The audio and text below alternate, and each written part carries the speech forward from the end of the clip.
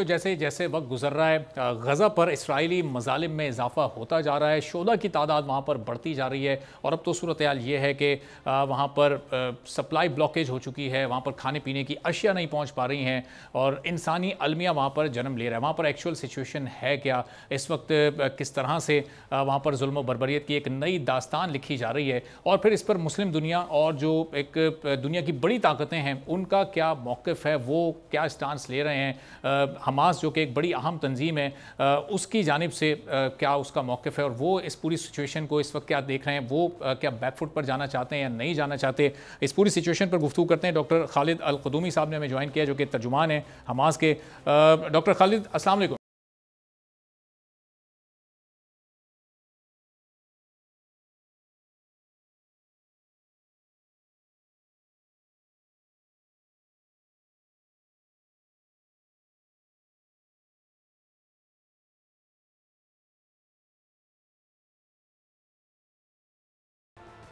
بسم اللہ الرحمن الرحیم۔ مجھے اردو میں بولنا اگر اجازت دیجیے، اردو میں بولیں گے یا انگلش میں؟ سر بالکل آپ اردو میں، اگر آپ کنوینئنٹ فیل کر لیں تو آپ اردو میں بات کیجئے ضرور۔ ہاں جی، میں اپنے پاکستانی دوستوں کے ساتھ اور بھائی اور بہن کے ساتھ ان کی زبان میں بولنا کا کوشش کروں گا۔ دیکھیں کہ 7 تاریخ جس طرح آپ نے اچھے طریقے سے فرمایا ہے، ایک نئی داستان لکھا جائے گا۔ واقعاً حقیقت یہ ہے کہ آج ہمارا مجاہدین نے ایک سنچری کے قریب سے کہ صبر اور تحمل اور حوصلے کے ساتھ اس جرائم کو، اس کرائم کو جو اسرائیلی درندے نے کیا ہے ہمارے عوام کے خلاف، ہمارے بچوں کو شہید کیا، ہمارے خواتین کو گرفتار کر دیا ہے۔ آپ کو پتہ ہونا چاہیے کہ 4000 کے قریب ہمارا پریزنرز ہے، جس میں سینکڑوں کی تعداد ہے کہ ہمارے بچے ہیں جو 12 سال کے اندر ہے اور 18 سال کے اندر، اور ہمارے خواتین بھی ہیں ان درندوں کے پاس ہے۔ ہم نے دنیا کو اتنی دفعہ کی ڈپلومیسی کے تھرو سے، پولیٹیکل پروسیس کے تھرو سے، ہمارا کچھ احباب دوست انہوں نے کہا کہ چلے ہم کوئی پیس پروسیس بھی چلا لے جس کے نام ہے اوسلو اکارڈ ہے اور پتہ نہیں کیا کیا نام ہے، پھر بھی اس کا کوئی نتیجہ نہیں ہوا سوائے اور حالت ہے، سوائے کہ فلسطین ابھی فلسطین کا مسئلہ جو ہے نا فراموشی کی طرف جا چکے ہے۔ آپ خود دیکھ رہے ہیں کہ جی ابھی یہ موجودہ فینیٹک رائٹس گورنمنٹ جو اسرائیلی رجیم کی اندر ہے، جیسا نتنیاہو ہے، جیسا ابن غفیر ان کا سو کولڈ نیشنل سیکیورٹی منسٹر ہے، وہ مسجد الاقصی کے اندر اپنے ذاتی پرسنل پسٹل کے ساتھ جاتے ہیں، وہاں القدس میں جو چرچ ہے اس کو بھی توہین کرتے ہیں، وہ جاتے ہیں کہ ہمارا جو پریزنرز ہیں ان کے کمرے میں جا کر ان کو سٹرپ بھی کرتے ہیں، کیمرے کے ساتھ ہے۔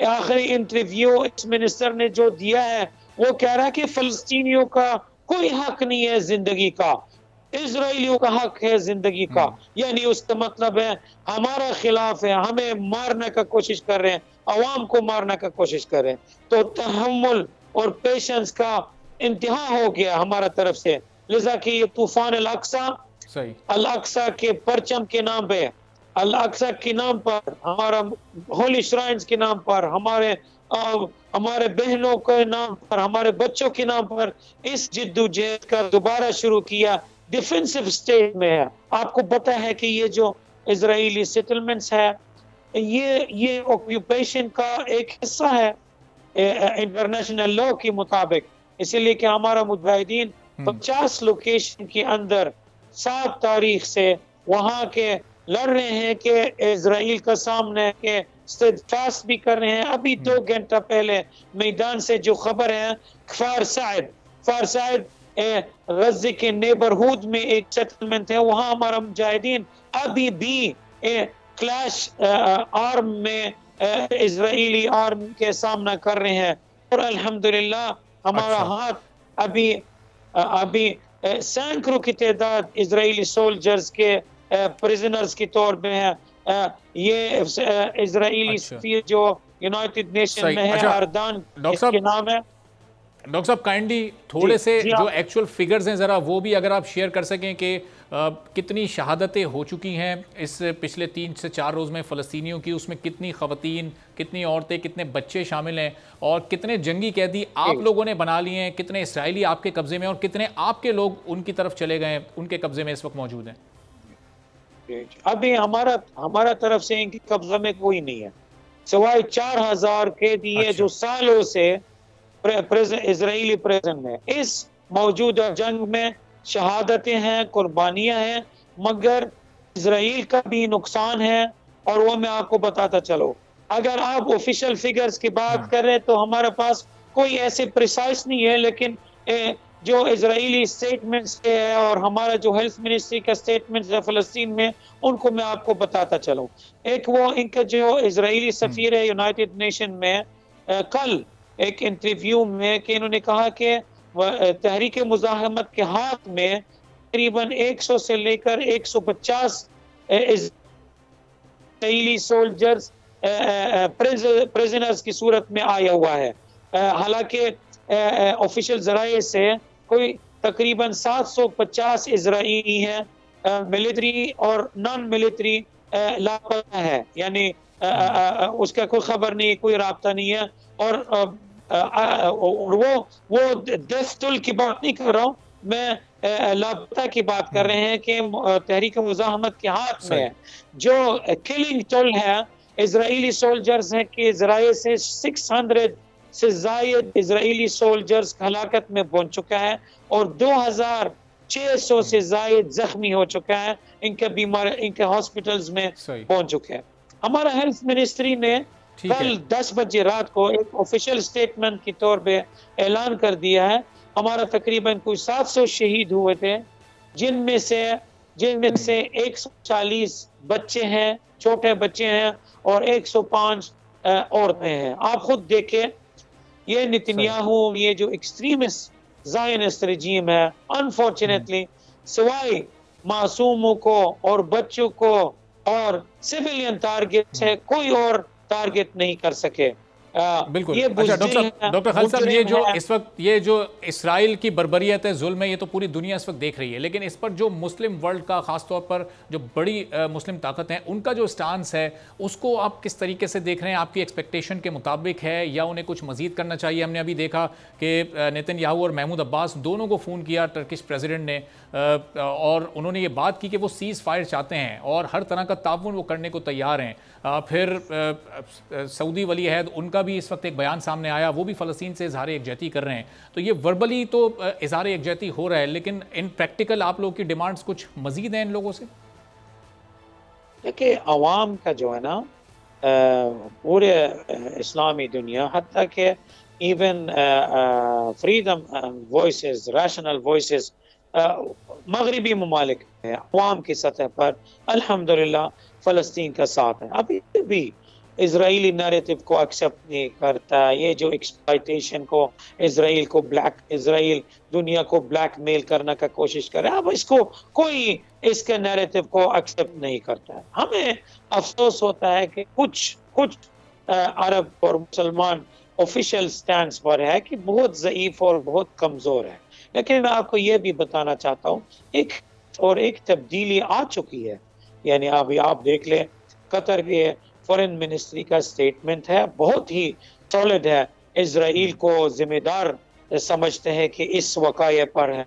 आपका वाइस प्रेसिडेंट ऑफ इंडोनेशिया, इन्होंने कहा कि जी हम हमास और फ़लस्तीनियों का साथ है, चूँकि खुद देख रहे हैं कि जी ये बर्बरियत उरूज पर पहुंच चुका है।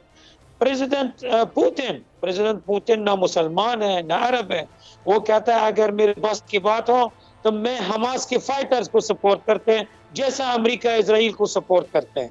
ये तब्दीली आ चुका है। लेकिन कल जाकर अरब लीग का इजलास हो रहा है, आया है कि जी अमेरिका के दबाव में आ जाएंगे। अमेरिका ने, आप खुद देख रहे हैं, हमें उम्मीद है इन अरब ममालिक से है कि जैसा सऊदी अरेबिया है, जैसा दूसरा मुस्लिम भाई है, ऐसा के मौका, जो सुनहरी मौका के इस मुजाहिदीन ने, फ़लस्तीन के मुजाहिदीन ने उम्मत को गिफ्ट दिया है कि ये जो सुपर पावर जिसको कहलाते हैं, डिफीटेड आर्मी जिसको इसराइल कहलाते हैं, आज वो इसके इज्जत खाक में मिट्टी में मिलाया है मुजाहिदीन ने। एक ये गोल्डन अपॉर्चुनिटी है।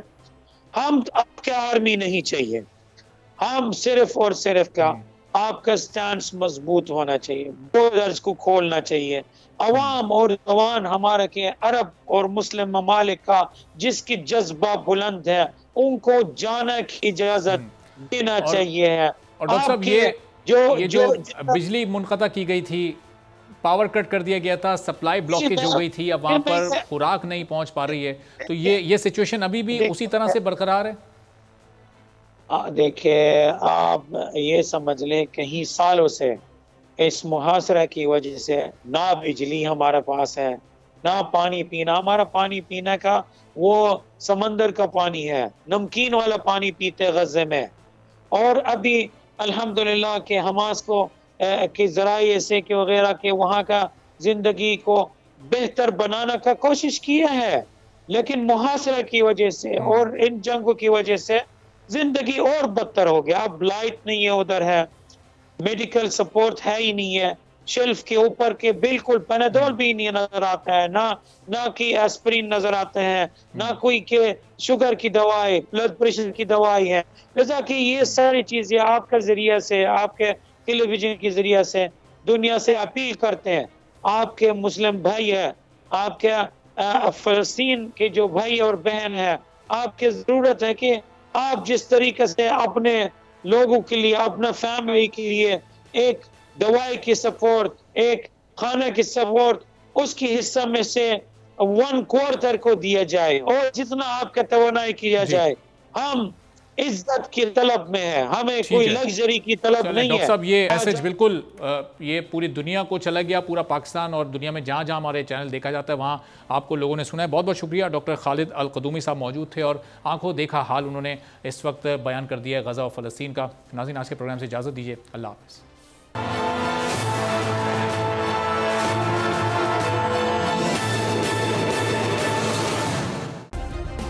सब्सक्राइब करें और बेल दबाएं ताकि कोई खबर रह न जाए।